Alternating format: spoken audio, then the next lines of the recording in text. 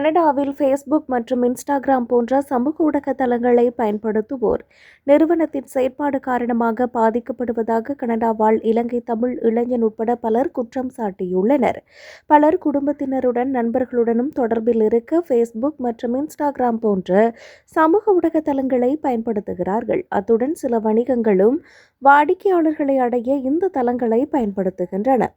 ஆனால் ஒரு கணக்கு திடீரென முடக்கப்படும் போது மக்கள் தங்கள் புகைப்படங்கள், வீடியோக்கள் மற்றும் தொடர்புகளை இழக்க நேரிடுகிறது. இதன்படி தனியார் ஊடகம் ஒன்றுக்கு கருத்து தெரிவித்த 2 பயனர்கள் தங்கள் இன்ஸ்டாகிராம் கணக்குகள் பொருத்தமற்ற உள்ளடக்கம் காரணமாக இடைநிறுத்தப்பட்டதாக தெரிவித்துள்ளனர்.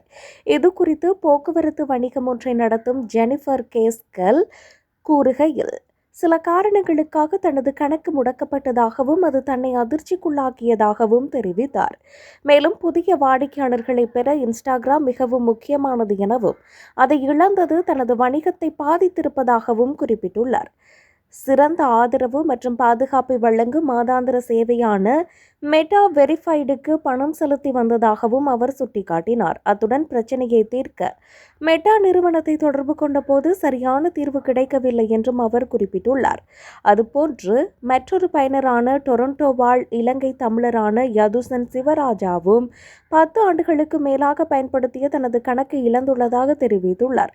ஏன் இவ்வாறு நடந்தது என தெரியவில்லை என்றும் தாம் எந்த தவறும் செய்யாததால் தனது கணக்கை மீண்டும் பெற விரும்புவதாகவும் அவர் தெரிவித்துள்ளார்.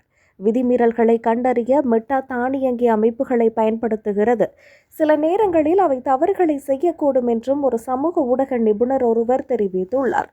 இந்த நிலையில் கணக்குகளை மீட்டெடுக்க பயனர்கள் நிகழ்நிலை உதவியை பெறலாம் என மெட்டா பதில் கொடுத்துள்ளது. இருப்பினும் பல மாதங்களாக முயன்றும் இருவரும் தங்கள் கணக்குகளை மீண்டும் பெற முடியாமல் புதிய கணக்குகளை உருவாக்க வேண்டிய நிலை ஏற்பட்டுள்ளது.